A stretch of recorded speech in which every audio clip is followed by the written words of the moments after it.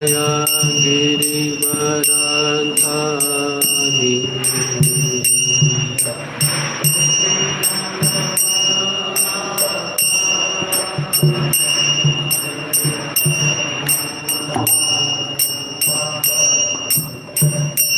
जय गोपीचनवल्लभा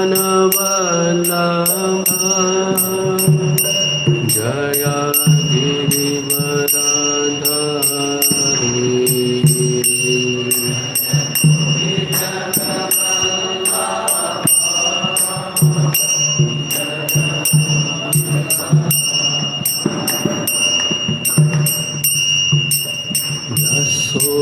यशोदानन्दन व्रज जनरञ्जन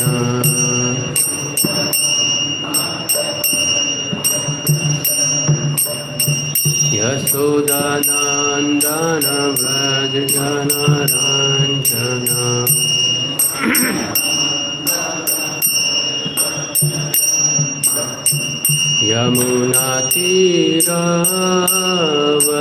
यमुनातीरवनचारी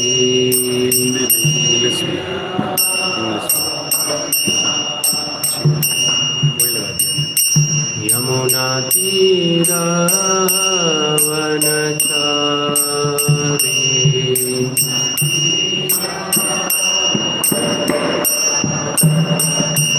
जय राधा माधव जय कुंज बिहारी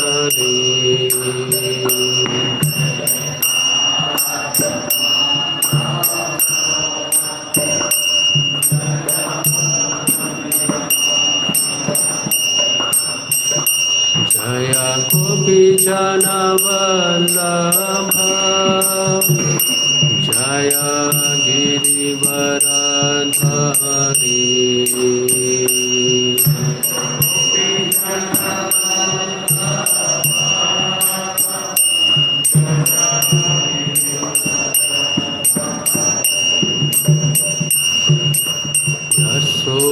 यशोदानन्दन व्रज जनरञ्जन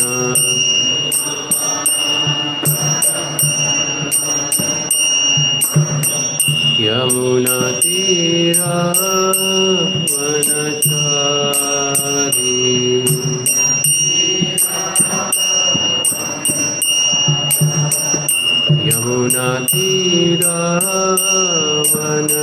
यमुनातीरवनचारी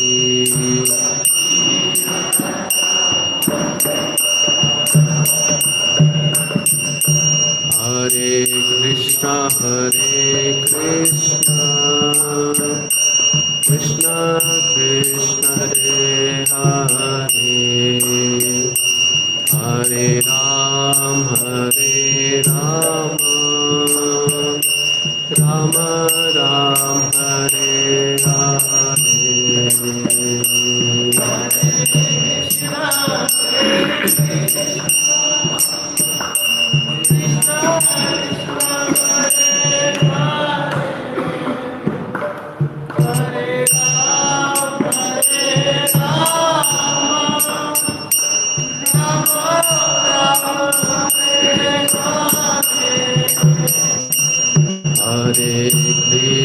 हरे Krishna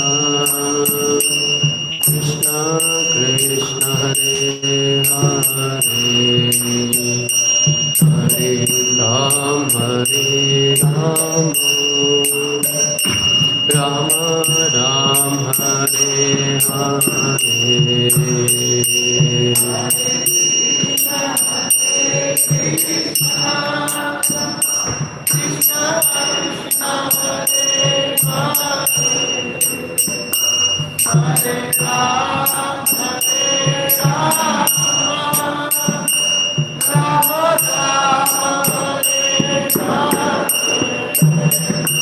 Hare Krishna, Krishna Krishna, Hare Hare,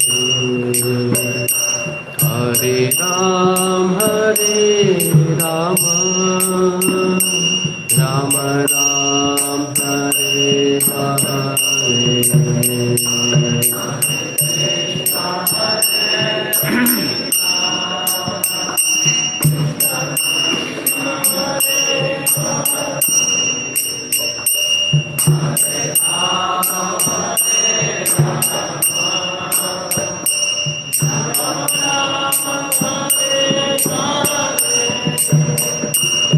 Hare Krishna, Krishna Krishna, Hare Hare, Hare Ram, Ram Ram, Hare Hare.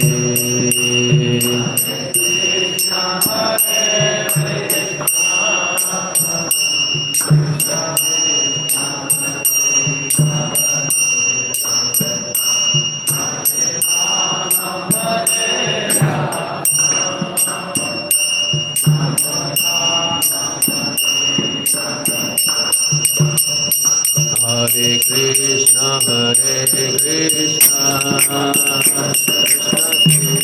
Hare, Hare Ram, Ram Ram, Hare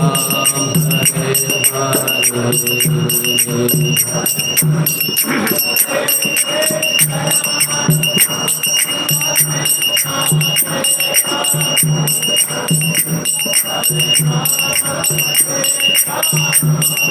Hare Hare, Hare Ram, Ram Ram, Hare Hare Krishna, Krishna Krishna, Hare Hare, Hare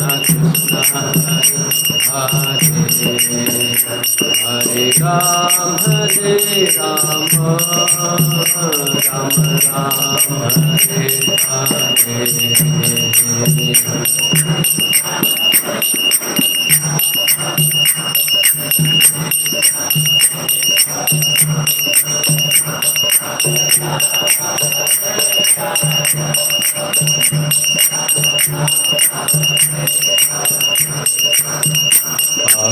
Ram Ram,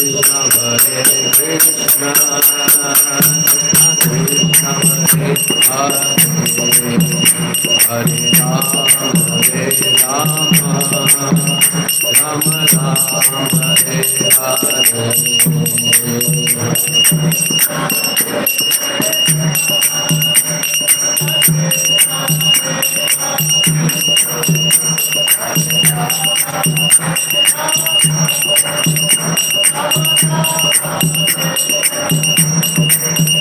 Jaya Radha Govinda Radha Govinda Radhe,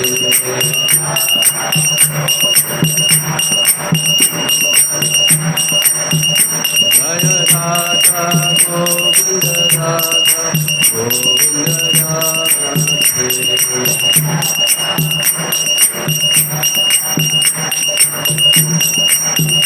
Jaya Jagannatha, Jaya Jagannatha, Baladeva, Jaya Subhadra,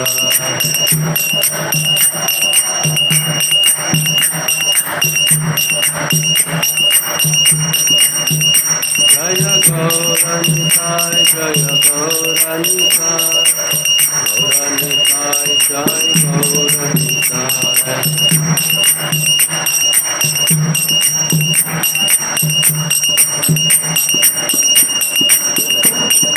Jaya Prabhupada, Prabhupada, Jaya Jaya Prabhupada.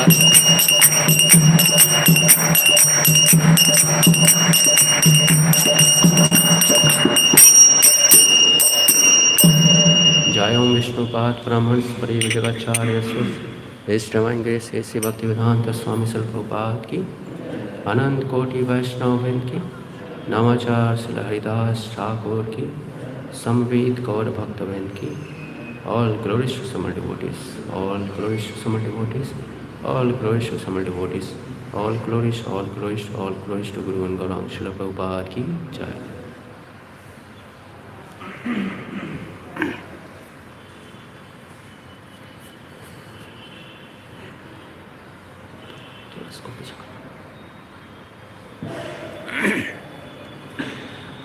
Om Namo भगवते वासुदेवाय।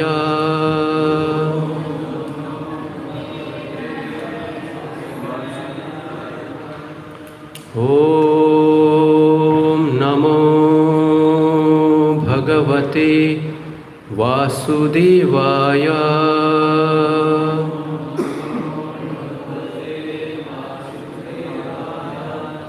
ओम नमो भगवते वासुदेवाय।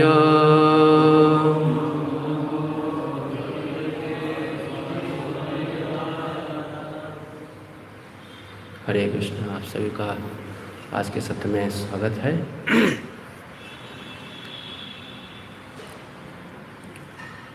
भागवतम स्कंद 10 महत्वपूर्ण स्कंद और अध्याय 3 कृष्ण जन्म, श्लोक क्रमांक 11।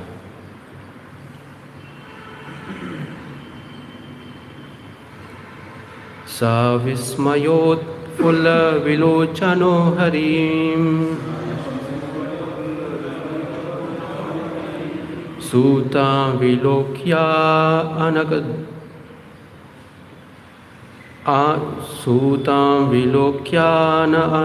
अनकदुन्दुभिस्तथा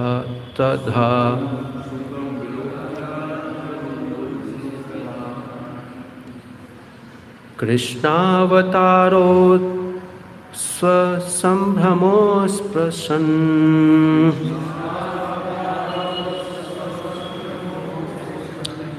मुदा द्विजेभ्यो अयुत्मा प्लुतो गवाम्। सा विस्मयोत्फुल्लविलोचनो हरिं सूतां विलोक्यानकदुन्दुभिस्तथा कृष्णावतारो स्वसंभ्रमोऽस्पृशन्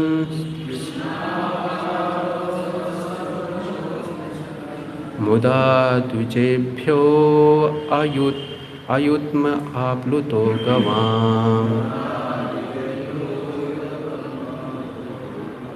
सा विस्मयोत्फुल्लविलोचनो हरिं सूतां विलोक्यानकदुन्दुभिस्तथा कृष्णावतारो स्वसंभ्रमोऽस्पृशन्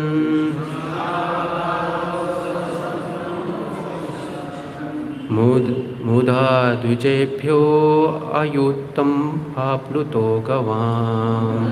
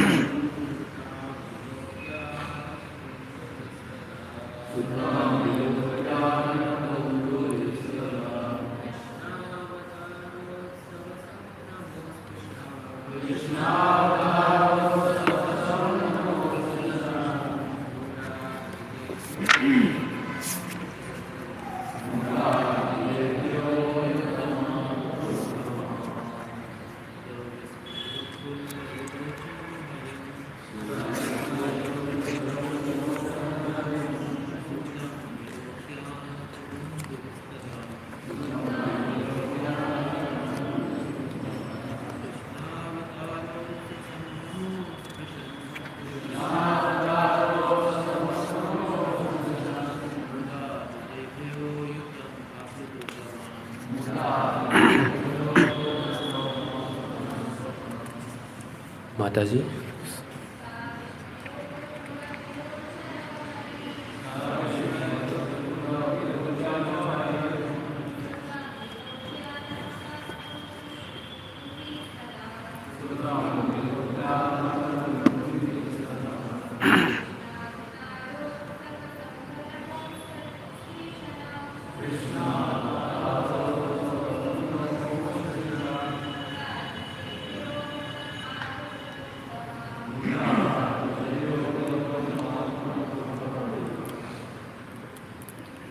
अनुवाद और तात्पर्य श्रील प्रभुपाद के द्वारा। श्रील प्रभुपाद की सह वह वसुदेव जो आनक दुंदुभि कहलाते हैं, विस्मय उत्फुल्ल विलोचन, भगवान के सुंदर स्वरूप को देखने से आश्चर्यचकित आँखें, हरिम भगवान हरि को, सूतम पुत्र रूप में, विलोक्य देखकर, आनक दुंदुभि वसुदेव द्वारा, तदा उस समय, कृष्ण अवतार उत्सव, कृष्ण के आविर्भाव पर उत्सव मनाने के लिए संभ्रम सम्मान के साथ भगवान का स्वागत करने की इच्छा, अस्पृशत बांटने का अवसर प्राप्त किया, मुदा अत्यधिक हर्ष के साथ द्विजेभ्यः ब्राह्मणों को अयूतम 10,000 आप्लुतः विभोर गवाम गाय। जब वसुदेव ने अपने विलक्षण पुत्र को देखा तो उनकी आँखें आश्चर्य से विस्फारित रह गई। उन्होंने परम हर्ष में मन ही मन 10,000 गायें एकत्र की और उन्हें ब्राह्मणों में वितरित कर दिया, मानो कोई दिव्य उत्सव हो। तात्पर्य: श्रील विश्वनाथ चक्रवर्ती ठाकुर ने वसुदेव को अपने विलक्षण पुत्र को देखे जाने पर जो आश्चर्य हुआ उसका विश्लेषण किया है। वसुदेव नवजात शिशु को बहुमूल्य वस्त्रों तथा रत्नों से आभूषित देखकर आश्चर्य से कांप रहे थे। वे तुरंत समझ गए कि यह कोई सामान्य बालक नहीं, अपितु चतुर्भुजी भगवान हैं, जो अपने आदि रूप में पूरी तरह अलंकृत होकर प्रकट हुए हैं। पहला आश्चर्य यह था कि कंस के उस बंदी गृह में जन्म लेने से भगवान डरे नहीं, जिसमें वसुदेव तथा देवकी बंद थे। दूसरा यह कि सर्वव्यापी परम ब्रह्म होते हुए भी वे देवकी की कोख से पैदा हुए। तीसरा आश्चर्य यह है कि कोख से जन्म लेने वाला बालक इतनी अच्छी तरह अलंकृत था। चौथा यह कि भगवान तो वसुदेव के आराध्य देव थे, फिर भी वे उनके पुत्र रूप में उत्पन्न हुए। इन्हीं कारणों से वसुदेव अत्यधिक हर्षित थे। अतएव वे क्षत्रियों की तरह पुत्र का जन्मोत्सव मनाना चाह रहे थे, किंतु बंदी होने के कारण प्रत्यक्ष रूप में ऐसा कर पाने में असमर्थ थे। इसीलिए उन्होंने यह उत्सव मन में ही मना लिया। इससे कोई अंतर नहीं पड़ा। यदि कोई भगवान की सेवा बाह्यता नहीं कर सकता तो वह मन में भी उनकी सेवा कर सकता है, क्योंकि मन के कार्य अन्य इंद्रियों के कार्यों के ही समान होते हैं। यह अद्वैय ज्ञान कहलाता है। लोग सामान्यतया पुत्र जन्म पर कर्मकांडीय उत्सव मनाते हैं, तो फिर वसुदेव ऐसा उत्सव क्यों नहीं मना सकते थे, जबकि भगवान ही उनके पुत्र रूप में प्रकट हुए हों।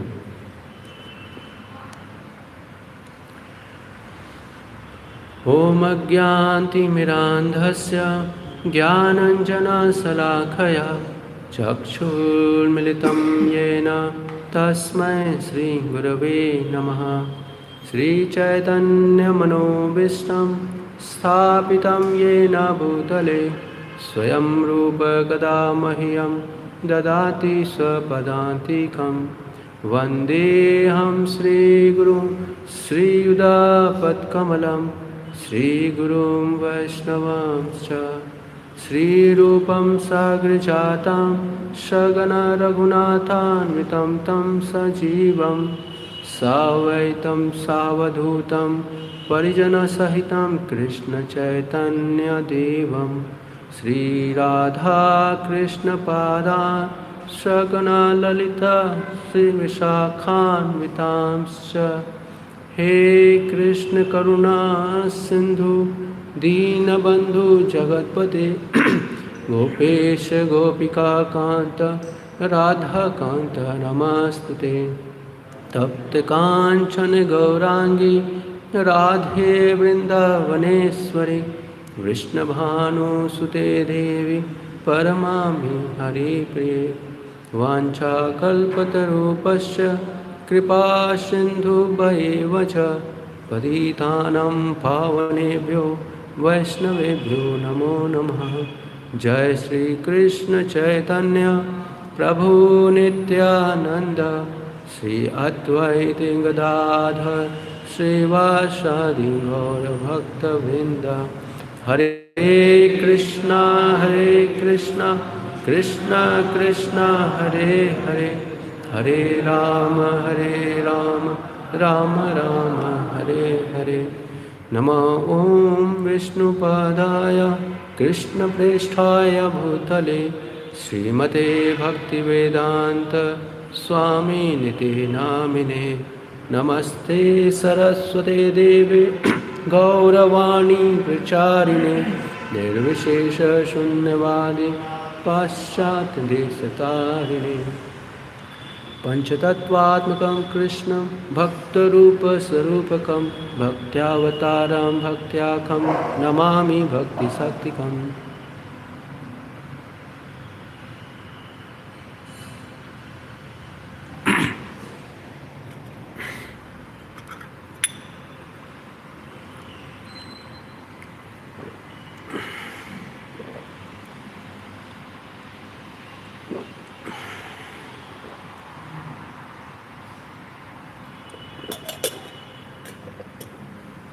हरे कृष्णा।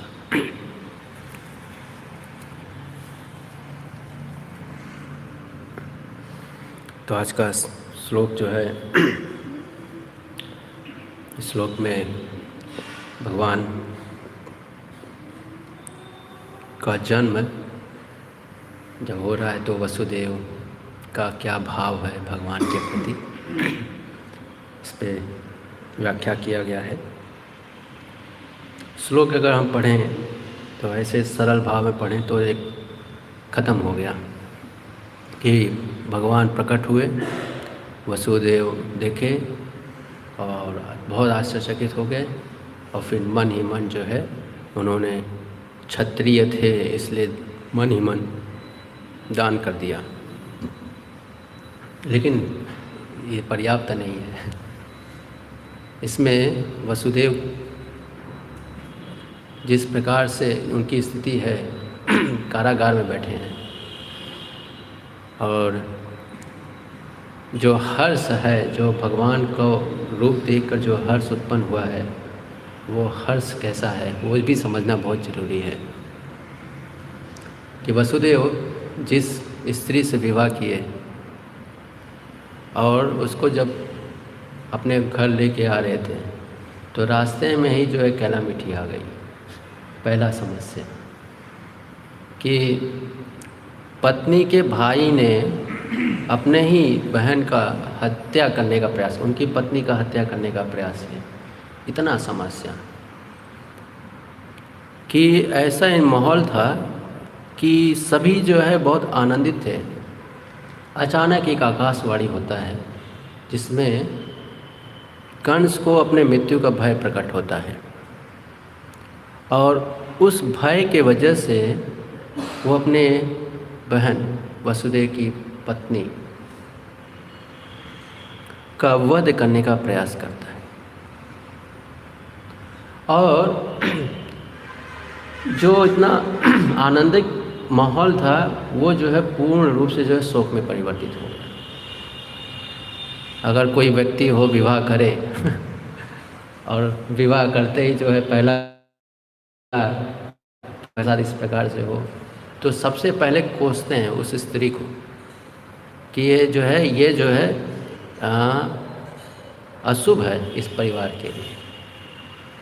लेकिन यहाँ पर वसुदेव ने जो है अपने पत्नी की रक्षा किया।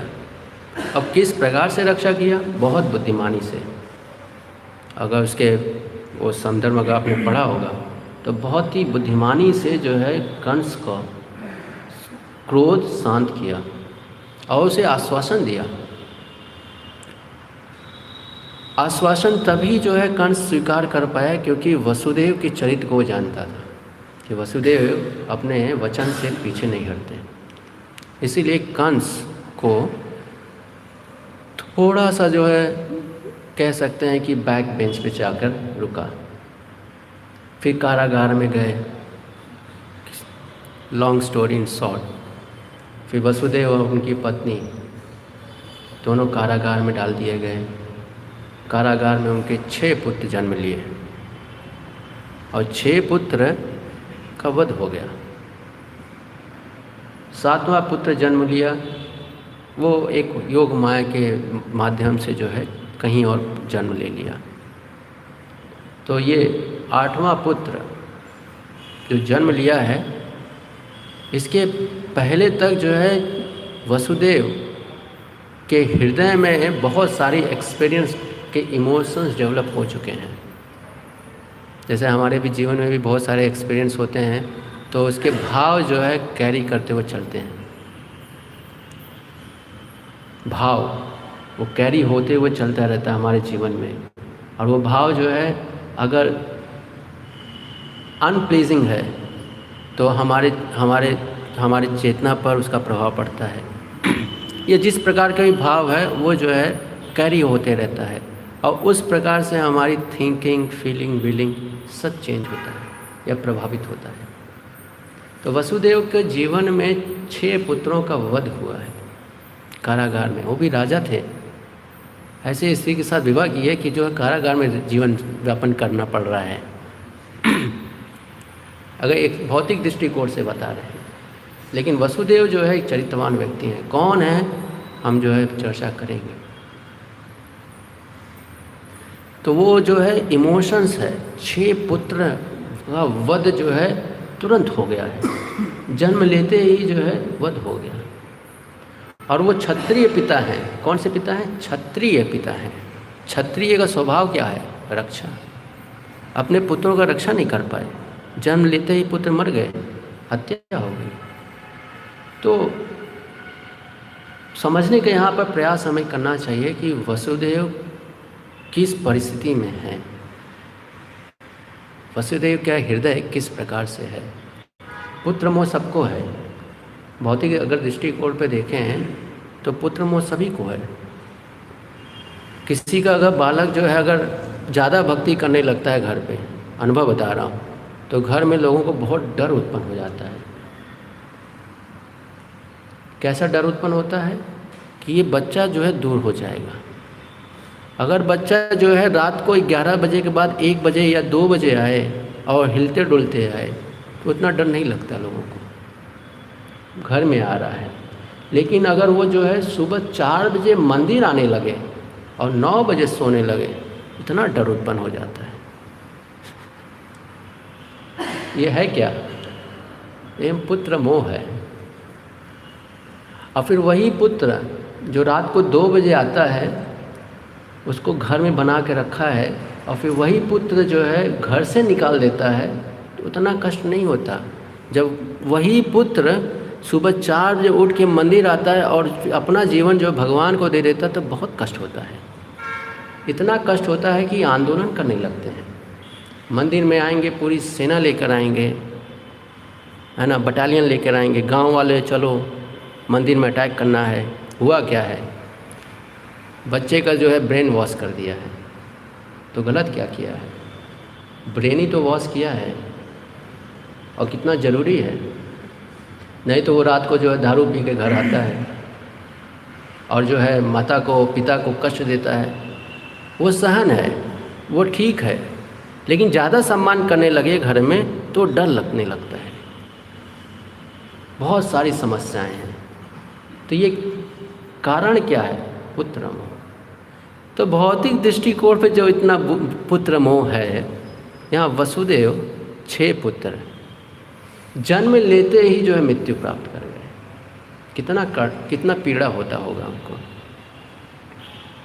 तो जब ये वसुदेव अपने इस पुत्र को देखते हैं, विस्मयोत्तो फुलत विलोचनो हरि, तो यहाँ पे बताया गया है जब भगवान के सुंदर स्वरूप को देखते हैं तो उनकी आंखें जो है आश्चर्यचकित से भर जाती हैं।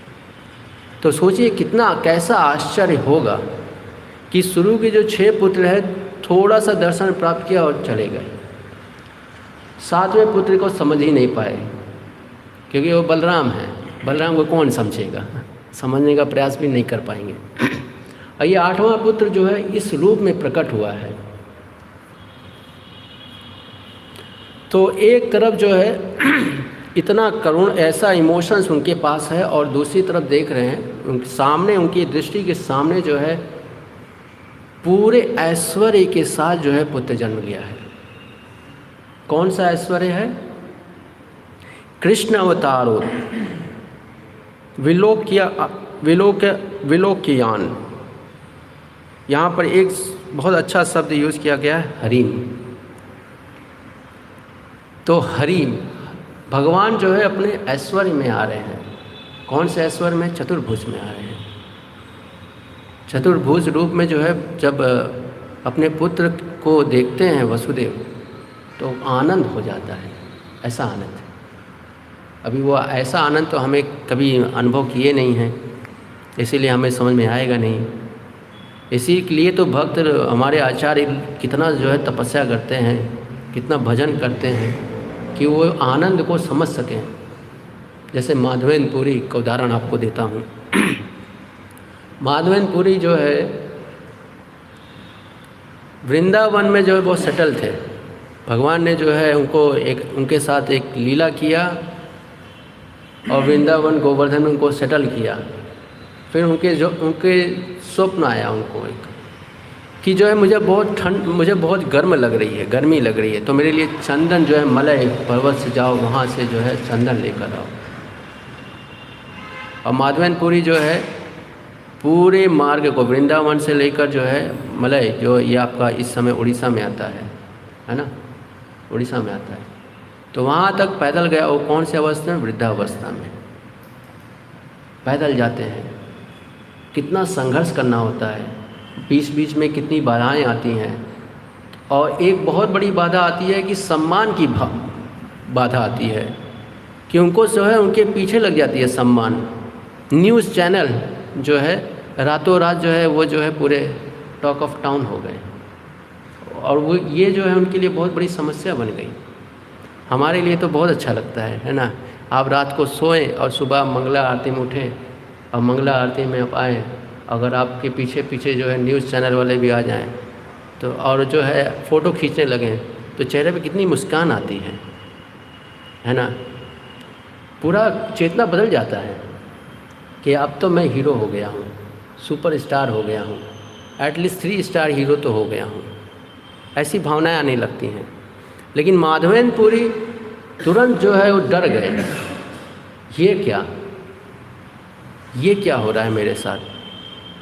तुरंत ही उस स्थान को छोड़कर भाग जाते हैं। लेकिन भागे कहाँ? अगर भगवान ही जो है उनको देने वाले हैं तो भागे कहाँ? तो इसके कहाँ था, चला गया। सो माधवेंद्रपुरी भक्त इस लीला में माधवेंद्रपुरी को भगवान ने उनको अनुभव दिलाया।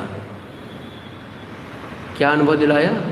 कि राधा रानी का वो कृष्ण से जब दूर रहती हैं तो वो राधा रानी के हृदय में कैसी भावना होती है, उसका अनुभव जो है भगवान ने कराया। तो इसीलिए जो है थोड़ा सा इसको बंद करो, बहुत आवाज़ आ रहा है, मुझे समझ नहीं आ रहा मैं बोल रहा हूँ या वो बोल रहे हैं। तो इस प्रकार से वसुदेव का जो फीलिंग्स है उसको हम समझ नहीं सकते हैं।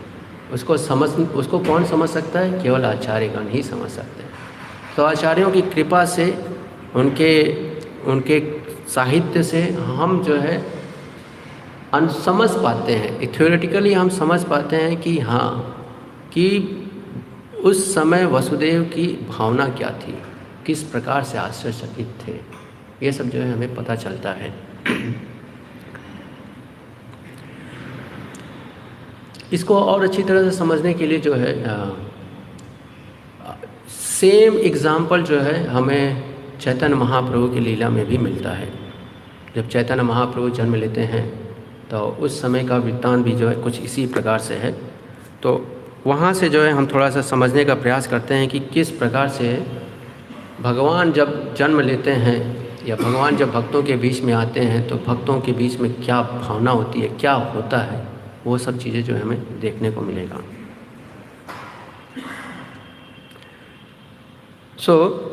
चैतन्य चरितामृत में ऐसा महाप्रभु के आविर्भाव चैप्टर में जो है बताया गया है कि किस प्रकार से भगवान जन्म लेते हैं, अवतार लेते हैं तो क्या क्या होता है।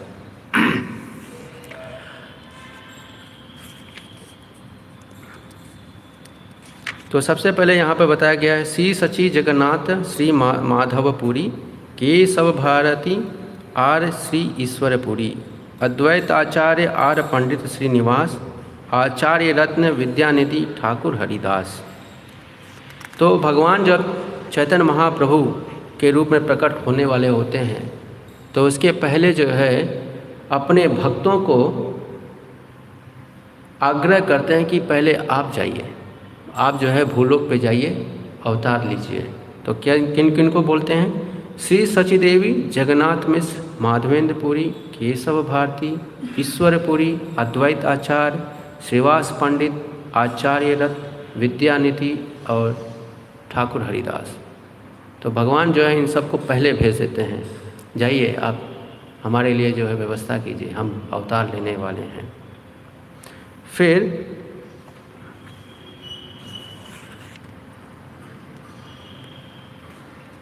जगन्नाथ मिश्रवर पदवी पुरंदर नंद वसुदेव रूप सद्गुण सागर। चैतन्य महाप्रभु के पिता जगन्नाथ मिश्र को पुरंदर की उपाधि मिली थी। पुरंदर वे नंद महाराज तथा वसुदेव की ही भांति समस्त सद्गुणों के सागर थे। तार पत्नी सची नाम पतिव्रता सती, यार पिता नीलांबर नाम चक्रवर्ती।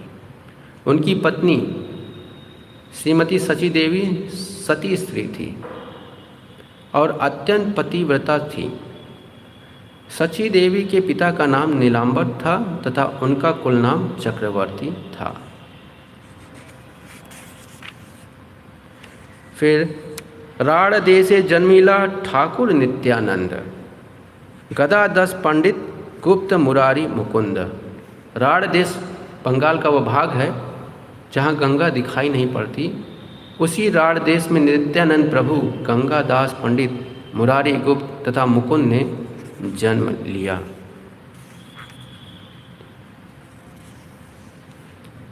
असंख्य भक्तेर कराइला अवतार, सेह से अवतीर्ण हैला व्रजेंद्र कुमार।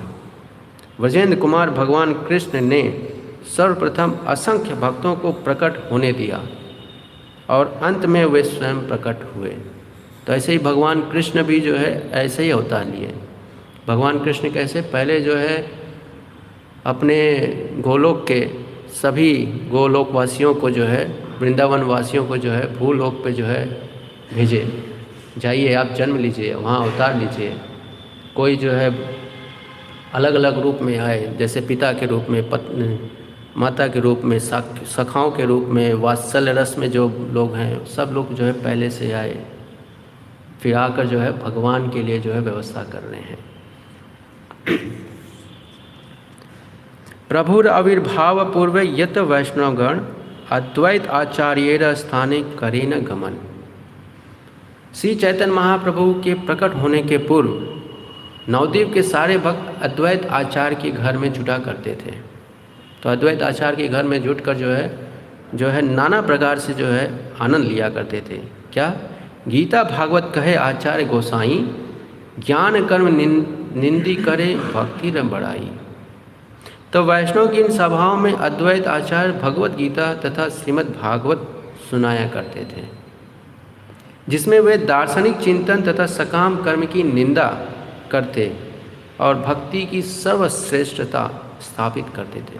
तो ये चैतन्य महाप्रभु के पहले का वर्णन है कि उस समय जो है सकाम कर्म को जो है ख़त्म कर रहे थे और भक्ति का इन्वायरमेंट जो है वो स्थापित कर रहे थे।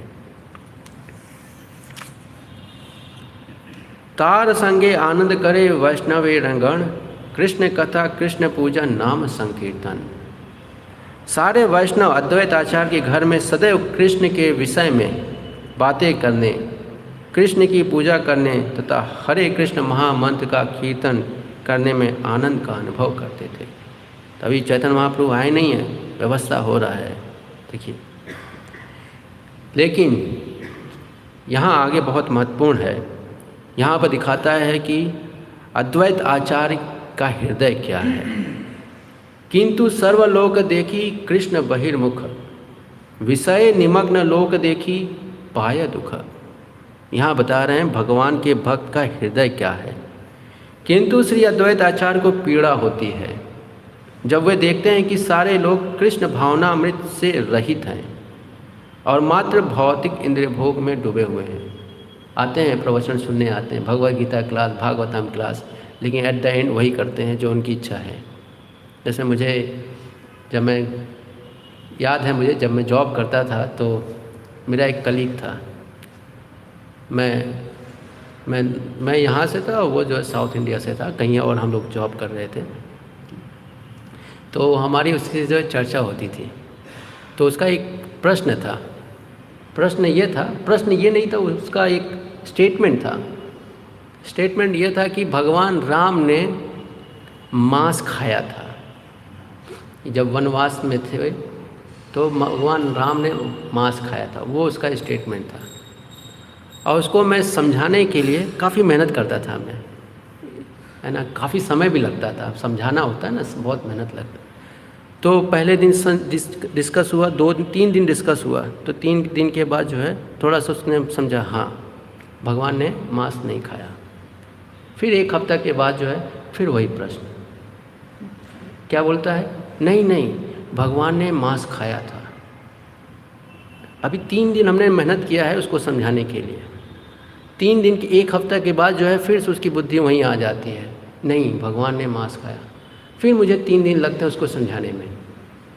तो ऐसे करते करते जो 2 महीने चले और 2 महीना तक वो एक ही माला जप करता था, क्या, भगवान ने मांस खाया, यही जो है जप किया करता था, है ना। तो वही जो है यहाँ अद्वैत आचार्य बता रहे हैं, लोग भगवद गीता क्लास में आएंगे, भागवतम क्लास में आएंगे, लेकिन जो है इंद्रिय तृप्ति की भावना से दूरी नहीं हो पाते, है ना। तो सिद्धांत को यहाँ तो डाल लेते हैं, जैसे तोता होता है ना, तोता को भी बोलो हरे कृष्ण तो भी बोलेगा हरे कृष्ण। तोता को श्लोक भी याद होता है, इतना तो पंडितों को याद नहीं होगा, ऐसे बहुत सारे तोता होते हैं जिनको श्लोक याद है, लेकिन इसका क्या अर्थ है कि वो पंडित हैं। तो यही परिस्थिति जो है अद्वैत आचार्य के साथ है कि लोग कीर्तन कर रहे हैं, संकीर्तन कर रहे हैं, भगवत गीता का श्लोक खूब याद रखे हैं, भागवतम का तो बहुत बढ़िया प्रवचन करते हैं, लेकिन हृदय जो है वो कृष्ण की ओर नहीं है। तो यही जो है अद्वैत आचार्य की पीड़ा है। तो अद्वैत आचार्य करते क्या हैं, छोड़ देते हैं, भगवद गीता क्लास छोड़ देते हैं कि जाओ भाई, ऐसा कुछ नहीं करते। क्या करते हैं आप समझना है। लोकेर निस्तार हेतु करे न चिंतन, चिंतन करते हैं किसके लिए, लोकेर निस्तार के मते ये सब लोकेर हैबे तारण। संसार की ऐसी दशा देखकर वे गंभीरता पूर्वक सोचने लगे कि माया के पास से किस प्रकार इन लोगों का उद्धार किया जा सकता है। सारे जीव जो है माया पास में फंसे हुए हैं, कैसे उद्धार किया जा सकता है, यह अद्वैत आचार्य सोच रहे हैं। कृष्ण अवतरी करे न भक्तिर विस्तार, तब त सकल लोकेर हैबे निस्तार। श्री अद्वैत आचार्य बहुत सोचते हैं, यदि भक्ति संप्रदाय का वितरण करने के लिए स्वयं कृष्ण अवतरित हों तभी सारे लोगों का उद्धार संभव है। तो भगवान का प्राकट्य का लक्ष्य क्या है, ये है, क्या है, कृष्ण भक्ति के माध्यम से ही जो है हृदय शुद्ध होगा। कितना भी जो है बॉइलिंग टेम्परेचर में बैठकर जो है मंत्र समाधि करें, ये नहीं ख़त्म होगा। थोड़े समय के बाद जो है बीड़ी पीना वाले शुरू कर देंगे। जैसे मैं कुछ समय, एक समय हम हरिद्वार गए थे, तो वहाँ हरिद्वार गर्मी का समय था, आई थिंक मई या जून चल रहा था। तो हम लोग गंगा स्नान करके आ रहे थे, तो थोड़ा सा दूर पे घाट पे एक कोई व्यक्ति था या कोई साधु था, तो वो चारों तरफ से जो है उपड़ी लगा रखा था, गोबर की उपड़ी, अगर उपड़ी समझते होंगे तो उसको जला रखा था। और जलाकर जो है, धूप था, दोपहर का समय था, उसमें जलाया था और उसमें जो है ध्यान कर रहा था। तो कुछ भक्त जो मेरे साथ थे वो लोग चले गए आके, तो मैं थोड़ा रुका रहा वहाँ पर, थोड़ा देख रहा था कि क्या कितना करता है, कैसा तपस्या है, थोड़ा उसको मैं समझना चाह रहा था। फिर थोड़ी देर के बाद वो बाहर निकला, फिर झोपड़ी में जाता है, तो वो लोग वहाँ पहले से ही 2 लोग रहते हैं, वो साधु नहीं रहते हैं। तो वो लोग बीड़ी पी रहे होते हैं, तो ये साधु जब आता है तो ये भी बीड़ी लेता है, ये भी बीड़ी पीते हैं। मैंने कहा ये क्या समाधि है, समझ गए। तो आर्टिफिशियल तरीके से जितना भी तपस्या करेंगे, थोड़े समय के बाद जो है पुनः अपनी प्रवृत्ति में आ जाएंगे। तो इसलिए जो है अद्वैत आचार्य इसको पूरी तरह समझ गए थे कि इनको जो है सुधारने का मेरा कार्य नहीं है, ये मैं प्रयास कितना भी कर लूँ, ये तो करने वाले तो कृष्ण ही हैं, इन्हीं को ही आना पड़ेगा। तो इस उद्देश्य से अद्वैत आचार्य क्या करते हैं, कृष्ण अवतारित आचार्य प्रतिज्ञा करिया। कृष्ण अद्वैत आचार्य प्रतिज्ञा कर लेते हैं कि भगवान को तो प्रकट करके ही रहूँगा। और ये अद्वैत आचार्य कौन है, इसके बारे में कभी हम, अद्वैत आचार्य जो है ये महापुरुष हैं, महाविष्णु है।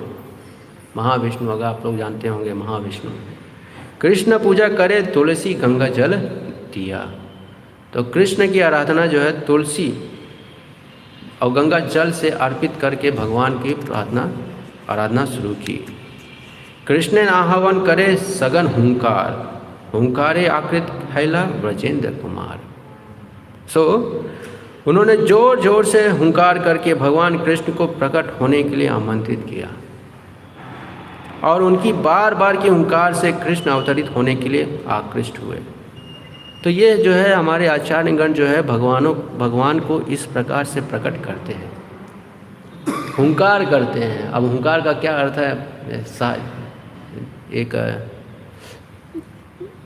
जो लिटरल मीनिंग है कि बहुत ज़ोर से जो है वाइब्रेशन के साथ बोलना है, लेकिन और भी अर्थ हैं। तो यहाँ अद्वैत आचार्य जो है लोगों की करुणा को देखकर, लोगों की परिस्थितियों को देखकर जो है भगवान को आह्वान करते हैं। ऐसे ही जो है भागवतम में भी लिखा है, तप्यन्ते लोकतापेन मुनयो प्रायसो जनः। लोकतापेन, तप्यन्ते लोकतापेन। ये जो भौतिक जगत में सभी जो है भौतिक तापों में फंसे हैं, इनको देखकर लोकतापेन मुनयो प्रायसो जनः। तपस्या करते हैं मुनिगण। क्या तपस्या करते हैं, अनेक प्रकार से तपस्या करते हैं जीवों का कल्याण करने के लिए। तो ये अद्वैत आचार्य जो है इस प्रकार से कार्य कर रहे हैं। तो इस संदर्भ से अगर हम देखें तो वास्तव में सामाजिक कार्य अगर कोई कर रहा है तो कौन कर रहा है? वैष्णव कर रहे हैं। कैसे कर रहे हैं? लोभ, क्रोध, मोह, काम क्रोध लोभ मत मत्सय, इससे अपने आप को निकाल रहे हैं। इतना आसान है। अगर 10 करोड़ आपके सामने हो तो सबसे पहले आप स्वयं के बारे में सोचेंगे, लेकिन भक्त अगर 10 करोड़ हो तो सबसे पहले सोचता है कि एक नया मंदिर बनाते हैं। कितना अंतर है। ये सोच को परिवर्तित करना आसान कार्य है। आपके सामने 10 करोड़ दिया जाए और 10 करोड़ में सबसे पहले विचार आएगा कि ना अपना एक कोठी होना चाहिए, है ना, सेक्टर 15A वीआईपी सेक्टर, जहाँ पर सिर्फ ऑफिसर्स रहते हैं, वहाँ पे अपना एक कोठी होना चाहिए, एकदम आईएएस की तरह से होना चाहिए। हाँ, पहला विचार ये आएगा। लेकिन भक्त के विचार में पहला विचार क्या होता है? 10 करोड़ मिला है, कहाँ लैंड ले लें, प्रचार करना है, मंदिर बनाना है। कितने हमारे भक्त जो है व्याकुल हैं, कब वो दिन आएगा जब एक और मंदिर बनेगा, है ना। इधर प्रयागराज में सोच रहे हैं, इधर जो है जेवन में सोच रहे हैं और ग्रेटर नोएडा में सोच रहे हैं। तो ये ऐसा विचार उत्पन्न होना आसान कार्य नहीं है।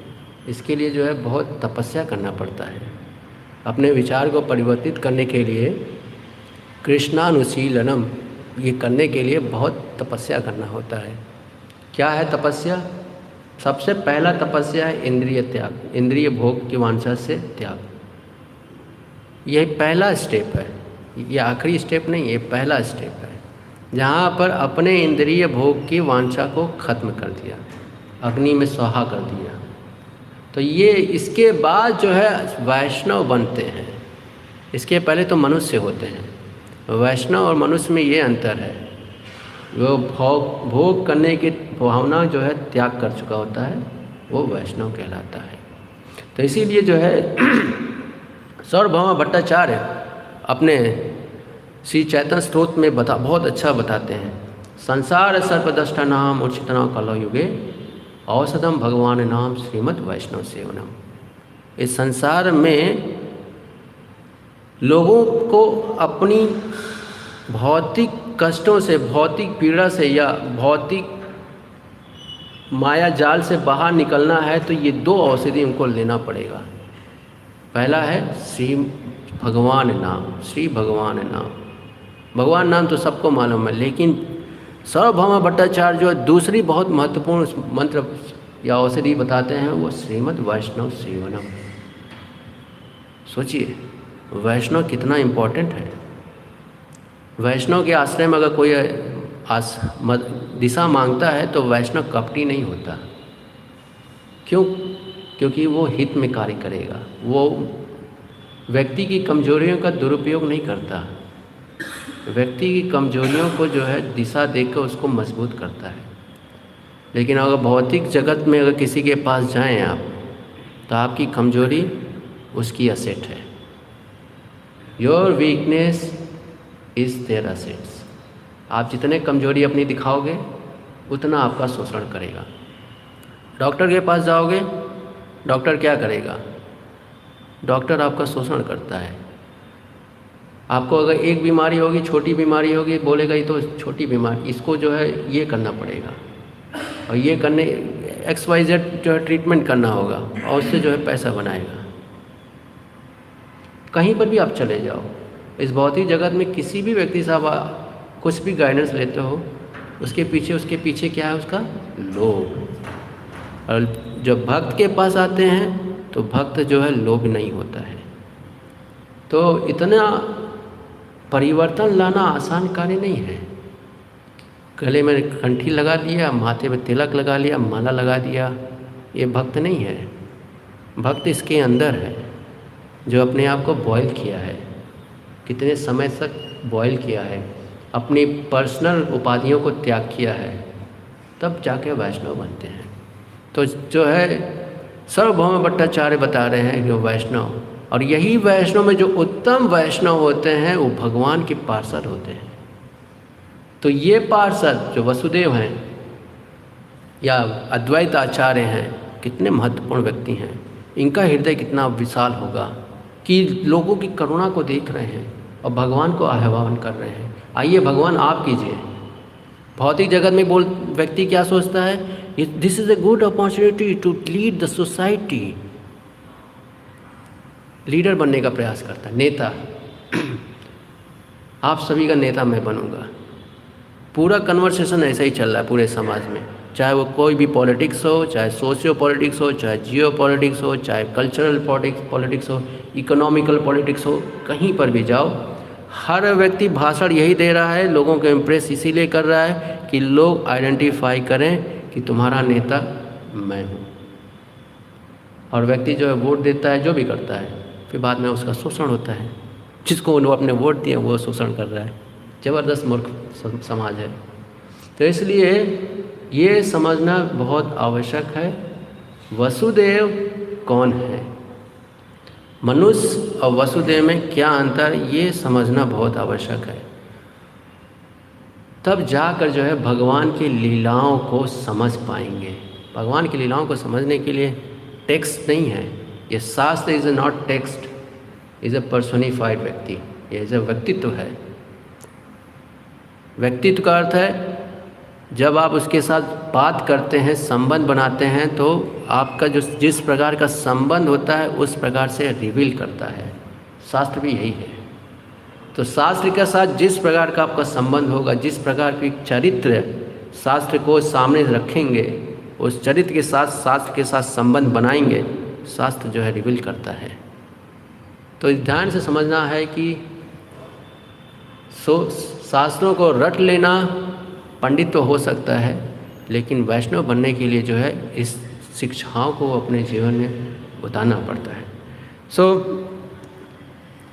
तो यहाँ पर हमने थोड़ा सा कुछ समझने का प्रयास किया कि जो है भगवान के भक्त, भगवान के पार्षद, भगवान की लीलाएं किस प्रकार से क्या क्या होती हैं। धन्यवाद। किसी का कोई कमेंट, प्रश्न?